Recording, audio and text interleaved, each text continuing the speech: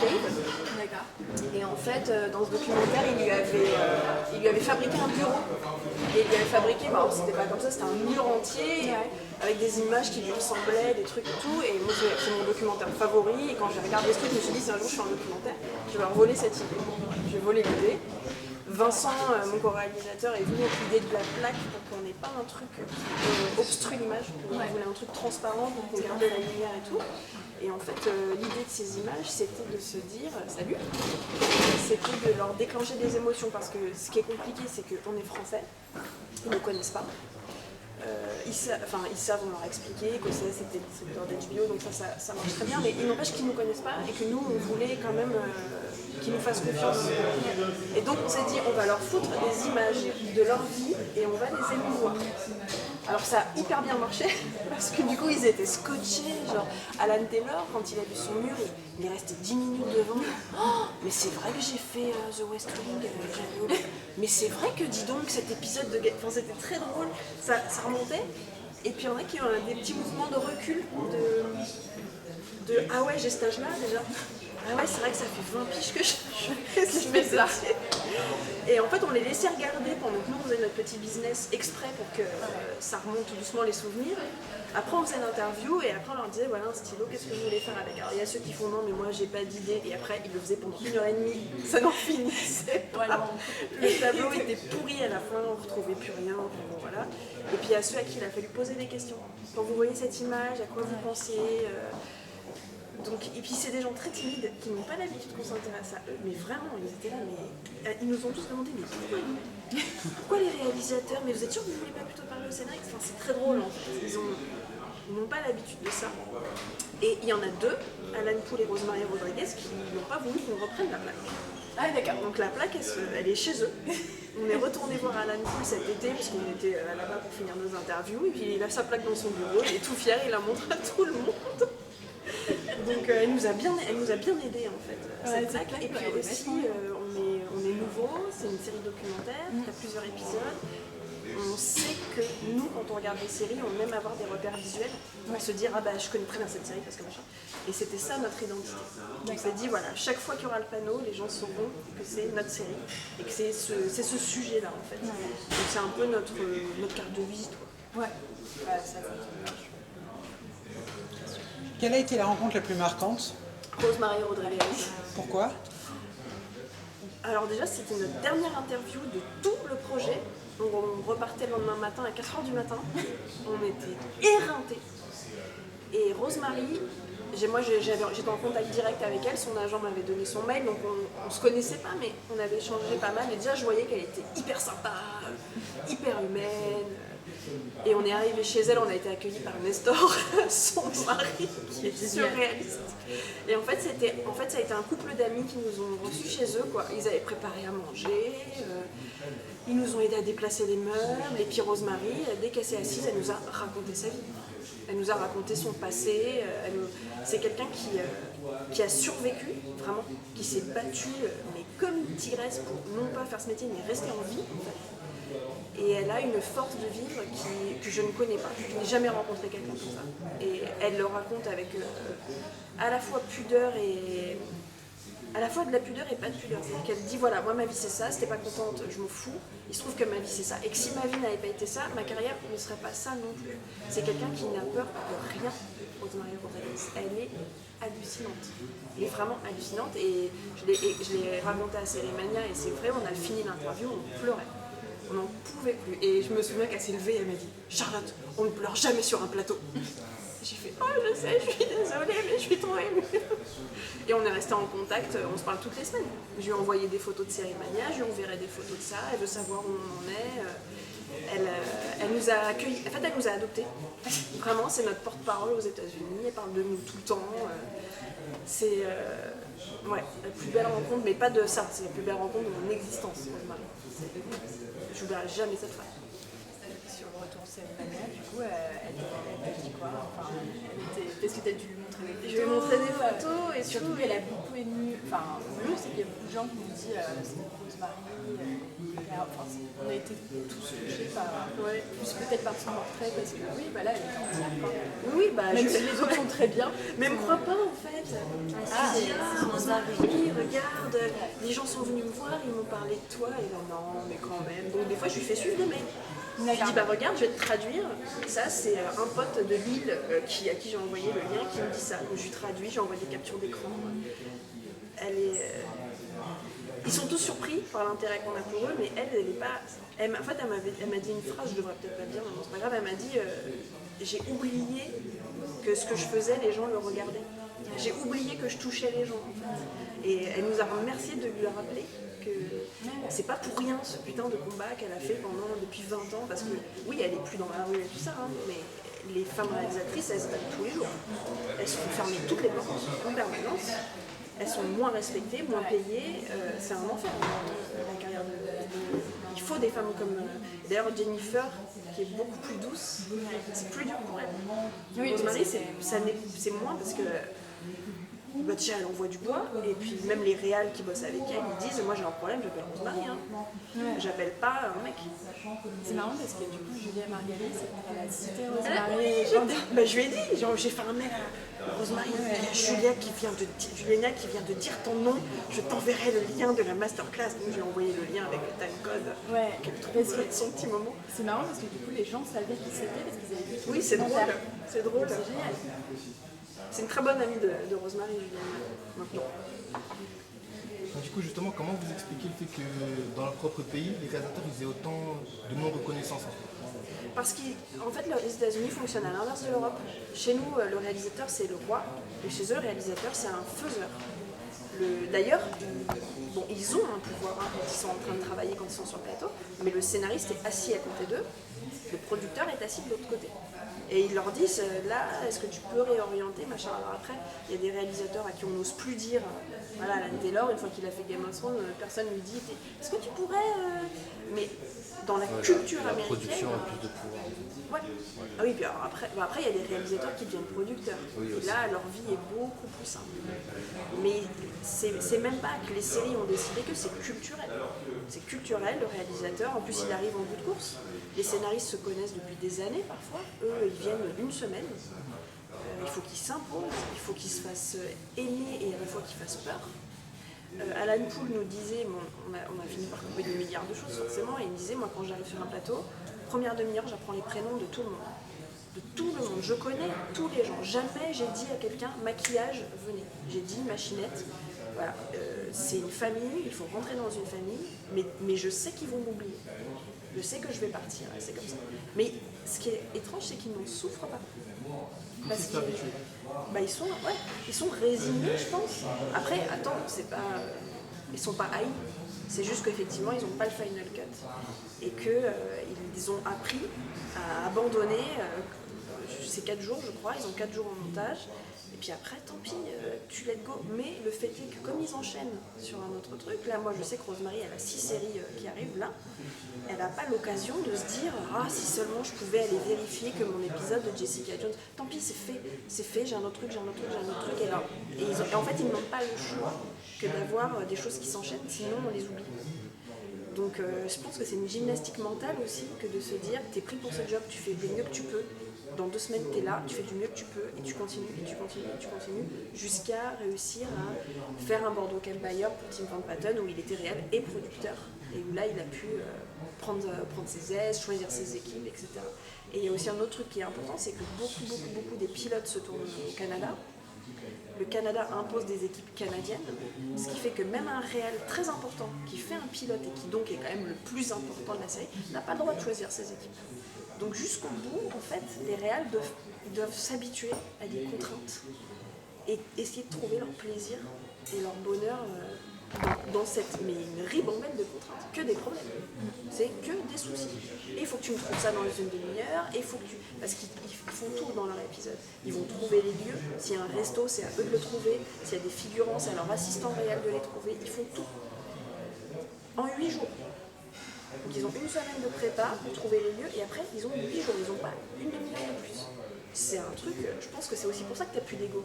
C'est-à-dire qu'à un moment, tu es tellement dans un stress de production que tant pis si t'es pas. Tant pis si on te déroule pas de tapis rouge.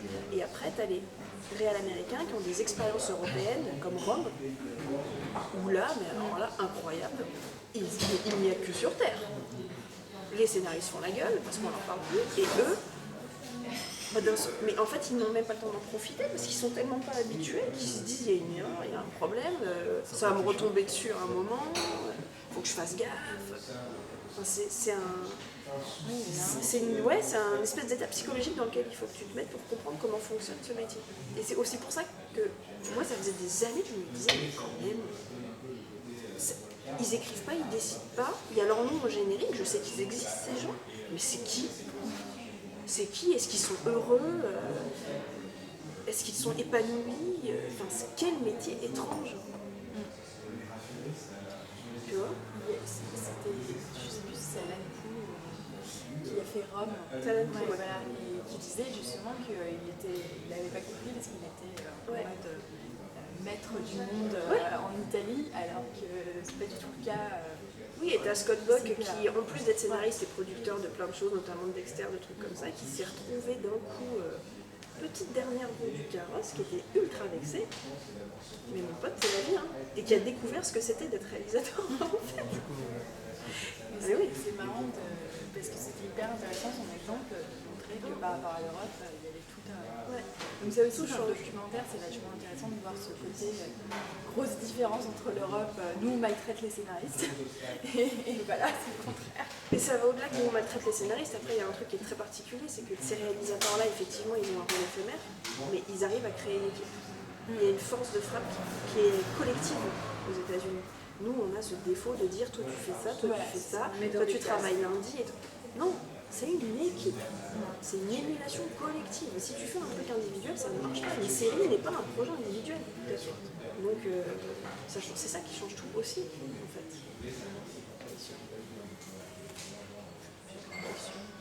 Oui, je me demandais, il me semble qu'à Salmanette, tu avais dit qu'au départ tu voulais 3 femmes et 3 hommes. Je me demandais pourquoi justement les réalisatrices ne s'étaient pas intéressées par ce projet de dire les réalisatrices, pas ce métier-là. C'est pas qu'elles sont pas intéressées, elles sont super intéressées, mais déjà elles sont peu nombreuses, donc je te dis pas la galère parce qu'on les choisit ces gens. Il n'y a personne dans cette série qu'on a fait par défaut. Il n'y a personne qu'on a fait parce qu'on s'est dit bon il nous faut quelqu'un, on prend n'importe qui là, il faut qu'on remplisse, il faut prendre 6 personnes. On les a choisis, on les aime, donc c'est compliqué, il fallait qu'on connaisse leur série et tout. Le premier réflexe c'est pourquoi moi? Mais c'est un réflexe de femme, honnêtement. On est 4 filles, on sait, c'est ça. Pourquoi on va demander à quelqu'un qui sait mieux que moi parce que forcément je suis nulle, parce que je suis une fille. Ensuite, tu sais, si j'ouvre trop ma gueule, ils aiment pas trop qu'on se mette en avant, machin. Ensuite, c'est oui, mais j'ai pas envie de parler d'un sujet polémique. Je ne veux pas être le porte-parole des 6%, 7% de femmes réalisatrices. Je peux comprendre. Il se trouve que Jennifer Gettinger, elle en parle beaucoup parce qu'elle est extrêmement blessée par ça. Rosemary, elle en parle moins parce que c'est Rosemary. Et après, on avait 2 autres femmes. Moi, mon premier choix, c'était Leslie Glatter, qui a commencé sur Twin Peaks, qui est vraiment coproductrice de The Leftovers, qui a fait du Breaking Bad. Enfin, c'est le plus gros CV féminin. Et elle nous avait dit oui. Et en fait, elle nous a annulé au dernier moment parce qu'elle a eu un pilote. Et quand ils ont un pilote, c'est tellement rare, ils ne peuvent pas se permettre de refuser, même si c'est un truc de merde. On t'ouvre la porte d'un pilote, tu y vas. Déjà parce que ça ne t'arrive jamais. Ensuite, pour ouvrir la porte aux autres femmes. Parce que en tant que femme, si tu dis non, on ne va plus demander à d'autres femmes. C'est vraiment... c'est horrible. Et on voulait absolument Mimi Leder, qui est donc la réal principale et productrice de The Leftovers. Et elle nous avait dit oui, et ils ont ravancé le tournage au Texas. Et pour nous, c'était impossible. Dans l'économie d'une petite... Enfin, ça reste une petite série économiquement. On a réussi par des bouts de ficelle et des idées à en faire un truc un peu joli, mais pas beaucoup d'argent. Et aller au Texas juste pour elle, c'est très compliqué. Donc elle nous a dit, si vous faites une saison 2, on fera autrement, on se verra. Mais moi, c'était les 2 femmes aussi que je voulais absolument. Et on est un binôme de réalisateurs avec Vincent. On voulait la parité tous les 2. Et au bout d'un moment, quand tu sais, tu vois ton planning qui avance, t'as un trou. Et il se trouve qu'on a rencontré Matthew Penn à Cérémania l'année dernière, que moi j'avais interviewé pour OSTS. On a eu un petit coup de fou. Et on s'est dit, bon, on n'arrive pas à choper nos meufs. S'il veut bien le prendre, nous on l'aime beaucoup, on y va. Et il a dit oui, et on s'est dit, ok, la mort dans l'âme, tant pis, il nous manquera une femme. Mais peut-être que si on fait une saison 2, on équilibrera avec 4 femmes et un homme, et 2 hommes. Parce que je pense que maintenant, ce qu'on n'avait pas quand on a prospecté, c'est que maintenant on peut leur montrer les épisodes. On peut leur dire, voilà, nous ce qu'on veut faire c'est ça, est-ce que vous acceptez de le faire avec nous? En fait, c'est hyper obscur pour eux. On veut faire un documentaire d'une demi-heure sur vous. C'est-à-dire, on veut parler de vous, de votre métier, de machin, mais pourquoi? Et c'est des tractations qui durent mais des semaines, mais des mois. Et c'est pas le cas, David Chase a duré 9 mois pour avoir un oui. Moi je devenais folle. D'ailleurs, je me souviens, quand j'ai eu le oui, je leur ai fait des mails à toute l'équipe. On a putain de David Chase. C'est complètement folle, parce que j'y croyais même pas. Mais tout ça pour te dire que les femmes, c'est... Être une femme réalisatrice, c'est comme un mot valise, c'est un métier valise. Tu as des responsabilités sur les épaules qui sont énormes. Si tu te plantes, c'est toutes les femmes qui se plantent. Si tu dis une connerie, c'est toutes les femmes qui disent une connerie. C'est très délicat. Mais pour moi, en tant que femme, et en tant que journaliste, et en tant que femme qui travaille dans l'audiovisuel, c'est pas étonnant. Tu le sais qu'il ne faut pas que tu te plantes. Parce que sinon, il y a des gens qui vont se dire, bah oui, on a fait confiance à une femme, et ben voilà. Donc tu vois, mon empreinte digitale, il me fait confiance. Je m'en fous, j'ai empreinte digitale. Oui, on s'est bien trouvé là-dessus. Mais c'est triste, c'est vraiment triste. Du coup, saison 2 avec David Chase? On ne sait pas. David Chase nous a dit, si vous faites une saison 2, je viens avec vous. Donc on verra, cela dit, je ne lui ai pas encore envoyé l'épisode. En fait, j'ai peur. C'est-à-dire que tous les réals, on leur a envoyé il y a longtemps, il y a quelques mois, ils les ont adorés, on a des retours super sympas. On a Alan Poul, il donne des cours de réal quand il bosse pas, parce qu'il adore le côté mentor, apprentissage, et maintenant il introduit nos cours dans le monde entier, Brésil, Maroc, avec notre épisode. Il est tout content. Donc on sait qu'ils aiment le travail, mais David Chase, putain, quel enfer ce mec, il fait tellement peur. Moi je suis arrivée chez lui, c'est limite si Vincent a dû me porter quoi. J'étais devant la porte de chez David Chase. Ok, on y va, le mec est super désagréable. Il voulait pas parler des sopranos, enfin c'était... Et puis il s'est détendu. Avant de les rencontrer, vous échangez avec eux directement ou c'était avec leur manager, leur assistant? Ça dépend qui. Les femmes, c'était tout de suite on m'a donné leur mail. C'est genre. Réalisatrice. Voilà. Et on a beaucoup échangé. Et les hommes, à part Alan Poul, j'avais leurs assistants. Matthew Penn, j'ai fini par trouver un moyen pour avoir son mail perso, donc ça allait. Mais Alan Taylor et Tim Van Patten, tu ne les atteins pas comme ça. Et on leur a envoyé les épisodes, on n'a pas eu de retour. On a demandé à leurs assistants qui ont dit ils les ont reçus. Et Tim se déteste à l'écran. Donc refuse de regarder son épisode. Je suis dégoûtée parce que moi c'est un de mes préférés. Mais même pas. Et je lui ai parlé moi d'une interview géniale qu'il a fait pour les Emmy il y a 2 ans. Et il m'a dit je sais que je l'ai fait, mais je ne veux même pas le savoir. Je ne veux même pas regarder, je ne veux pas écouter, je déteste. C'est dire à quel point ces mecs sont en retrait. Ah oui, parce qu'autant dire que David Chase, il regarde ses interviews. Mais je dis ça, c'est horrible, mais je suis fan de ce mec. Mais vraiment, franchement, une fois que tu as interviewé David Chase, tu peux faire n'importe qui, tu n'as plus jamais peur de toute ta vie. Quel enfer. Mais justement, en fait, une fois qu'on a interviewé les réalisateurs, est-ce qu'on a un autre œil aussi sur les séries qu'ils ont réalisées? Ouais. Moi, j'essaye toujours de chercher des petits éléments qu'ils auraient pu glisser pour mettre leurs pattes. Eux disent tous, ma patte, elle est dans la façon dont je travaille avec les acteurs. Puisque les sets, je ne les ai pas choisis, le scénario, je ne l'ai pas choisi, le rythme, je ne l'ai pas choisi. En revanche, j'ai un contact direct avec les acteurs. Donc j'essaye toujours de voir, et je trouve que Jennifer Gedinger, si tu regardes ses épisodes de Mad Men, Peggy, c'est là qu'elle est la meilleure. Elisabeth Moss, c'est là qu'elle est la meilleure. Et ça, je fais attention. Ça, je fais très attention. Et quand là, je regardais Légion, tu vois la qualité des épisodes de Légion, tu vois le taf de Réal, je te jure dans ma tête, je suis là, le pauvre Réal. En 8 jours, il a dû faire ça. Oh, mais comment ils ont fait? Mais c'est horrible. Ouais, du coup, là-dessus, ça change. Ouais. Ah oui, bien sûr. David Chase. Épisode de diffuser aussi. Il est dans Tim Patton. D'accord, ok. Ouais, oui, il est personnage secondaire de D'accord, Tim ok. Patton. D'accord, oui, il n'est pas. Ah, puis pour faire accepter à David Chase d'être un personnage secondaire, je peux dire qu'il faut y aller. Oui, j'imagine. Il adore Tim. Donc je pense que ça aurait pas été Tim, il l'aurait jamais fait. Ouais, d'accord. Mais c'est dur pour lui, hein. Ouais, Ça reste, c'est le patron, hein. C'est le parrain. Ouais, c'est vrai qu'à Cérémonia, on voyait pas que c'était hyper chaleureux comme ça, tu vois, tout de suite. Mais, Mais tu sais, nous on est resté longtemps chez lui après. C'est-à-dire que pendant toute l'interview, il a été mais hardcore. Mais moi je me disais, je me dérange, faut que je m'en aille. Il me faisait répéter mes questions. Et dès que la truc s'est arrêté, moi je disais à Vincent, vite, vite, on se casse. Range le matériel. Il fait, vous voulez rester boire du vin avec vous, vous voulez Oui. Et du coup, on est resté 1h30 à discuter avec lui. Et là, le mec, mais super sympa. Ouais, c'est vrai. Mais Sans en les fait, caméras, il est un peu plus à l'aise. ouais, mais je pense qu'en fait, d'avoir fait les Sopranos, ça lui impose à vie une tenue. Ça lui impose à vie d'être David Chase. Il a pas le droit d'être David Chase. Il faut qu'il soit le mec qui a fait les Sopranos. Et tu le sens, quand il en parle, il se durcit. Quand les mecs ont travaillé avec lui par de Sopranos, il tremble. Il tremble. Quand, mais c'est la pire expérience de leur vie et c'est la meilleure expérience de leur vie parce qu'ils ont tout appris là-bas. Et quand tu entends Tim Van Patten qui dit, il appelle ça le FOD, qu'il avait la Fear of David, et il flippait de ce mec tous les jours, et je te jure, quand il le dit, il a encore la peur dans les yeux. Hein. Tu sens que. Putain. Et le mec l'appelle, t'es sommé dans le bureau de Chase. Je préfère aller voir la mort au rat que d'aller te faire engueuler par ce mec. Mais il se trouve que ce sont aujourd'hui les meilleurs réalisateurs de la télé américaine.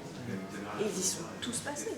Et c'est aussi les meilleurs scénaristes. Matthew Weiner qui a fait Mad Men, Terence Winter qui a fait Bordeaux, qui est vinyle. C'est des gens qui ont été formés par David Chase. C'est des indestructibles. Donc le mec a créé quand même une école. De la même façon que Oz aussi était une école pour apprendre la liberté. Tom Fontana l'explique super bien, nous on n'avait pas de règles, c'était plus tu fais ce que t'aimes, plus ça va être bien.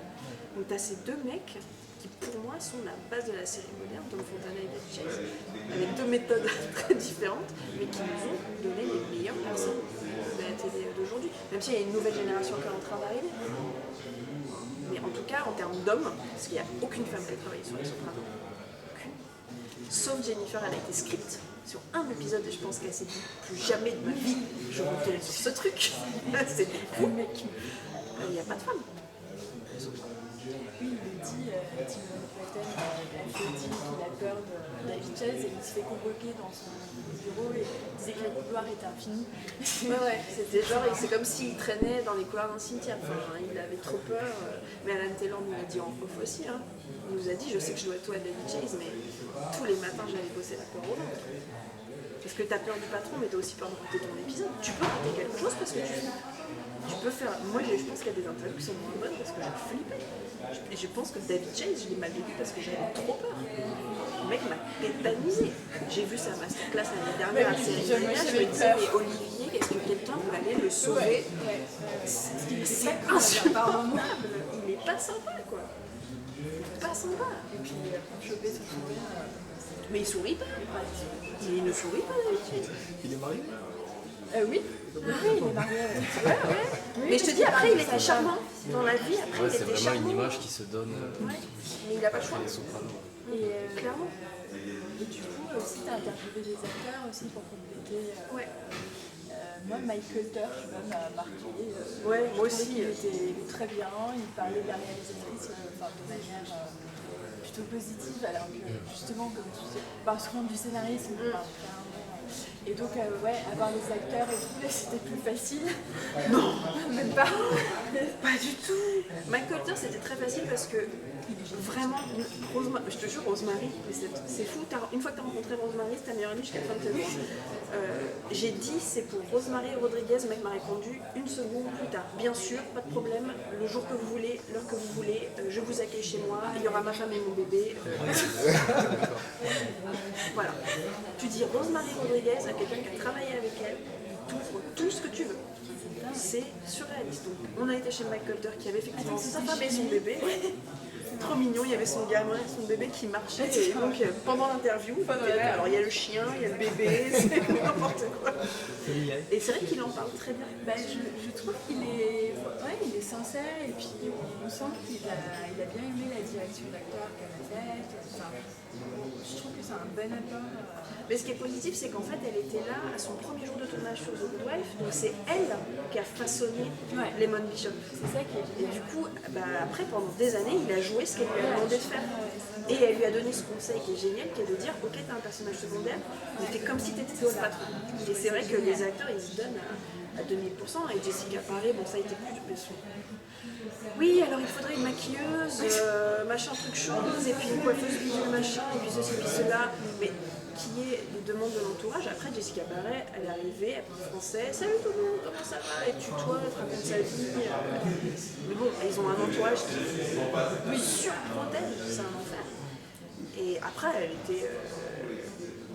elle était hyper naturelle, mais je pense que les acteurs ont plus à perdre à parler des techniciens, peu importe lesquels, qu'un technicien lui-même. Les monteurs, les assistants réels, c'est un monde qu'ils connaissent par cœur. Les acteurs, tout se joue sur qui ils sont. Donc, autant Michael Thor, j'ai trouvé que c'était clair qu'il était machin. Elle, parfois, elle réfléchissait quand même un peu avant de parler. Ouais. Tu vois, sur le côté féministe de Mad Men, qui est indéniable, elle est quand même en train de dire c'était pas vraiment féministe. Mais si, c'était féministe, Jessica, tu vois bien quand même. Vous aviez des réalisatrices, des scénaristes femmes, tous les personnages féminins écrasent les personnages masculins, enfin tu le vois quoi. Et elles font super attention, les actrices elles font super attention. Et on voulait avoir Ginette, Kristen Richter, et elle nous a lâché au dernier moment parce qu'elle avait le Comic Con avec 70 000 lettres d'excuses à Rosemary parce qu'elle était dégoûtée de la lâcher et tout ça. Mais le problème des acteurs c'est les plannings quoi. Tu fais un Tetris de planning, et là, genre, alors attends, bon, pendant 3 jours on dort pas, hein, et on pourra peut-être manger une fois. Ça te va ou pas? Du coup, le tournage, c'est combien de temps? C'est en 3 fois, 5 ou 6 semaines, on a fait 3 allers-retours, dont un où on a été à LA, mais on est passé par New York pour David Chase juste pour lui. Qu'est-ce qu'il faut pas faire chez ça, je te jure, pour avoir David Chase. Donc ouais, c'est ça, c'est 5 ou 6 semaines. J'espère que c'était du vin français aussi. Écoute, moi je bois pas d'alcool parce que Vincent a bu du vin, moi j'ai bu un Perrier, je déteste le Perrier. En fait, je déteste le Perrier. Et il me l'a amené, j'ai même pas osé dire j'aime pas ça. J'ai fait merci, hein, vraiment. Et je l'ai bu jusqu'à la dernière goutte pour pas le décevoir. J'avais trop peur. Professionnel jusqu'au bout. Non, flippette. Flippette. J'étais pas bien du tout. Mais bon, je suis sûre qu'il va aimer. On verra. Et vous avez aimé? Vous avez appris des choses? Comme chantif, effectivement. Très complet, très bien détaillé. Très intéressant surtout. On voit le du décor quelque part. Un truc qui parle de leur métier, qui parle de leur passion aussi. C'est très structuré, c'est bien construit, les questions sont bien posées aussi. C'est un bon ensemble quelque part. Puis on s'entend pas. Effectivement, il faut comprendre aussi après pour les écoles de cinéma, etc. Et comment travaille un réalisateur, quelles sont les différentes difficultés qu'il rencontre. C'est très bien construit vos différents interviews, etc. C'est gentil. Donc, franchement, bon travail. Ils sont bien livrés. Tout à fait. On sent qu'ils sont en Mais c'est grâce à confiance. ça là. Ils sont en confiance, On le vraiment. savait ça, que Il y ça a une allait. connivence qui s'est installée, on sent dans les dialogues, etc. Ouais, confiance. Il y a un oui, c'est vrai. Il y en a qui. Enfin, j'ai un souvenir merveilleux de Tim. Chaque interview, on faisait notre interview, puis après Vincent partait faire un tour avec eux. C'était son petit moment. Lui, il partait avec eux, il les filmait, puis des fois on a pris les images, des fois on les a pas prises. C'était pas super intéressant, ou ça rentrait pas dans les 26 minutes, c'est court, hein, t'as genre 18 heures d'interview ou je sais pas quoi, t'es là, il faut ramasser les films. Et je me souviens de nous, on rangeait dans son bureau avec le second cadreur et Tim qui arrive avec des pizzas. Mais vous devez crever la dalle. Et hop, et qui nous ramène à boire et tout, qui commence à se mais c'est incroyable. J'ai Tim Van Patten, dont j'admire le table depuis que j'ai 20 piges, et il m'a acheté des pizzas. C'est des gens. Ouais. Non, en fait, je trouve ça. Justement, la contrainte de 26 minutes, tu vois, le timing est parfait. On dort pas, c'est dynamique, c'est sincère et tout.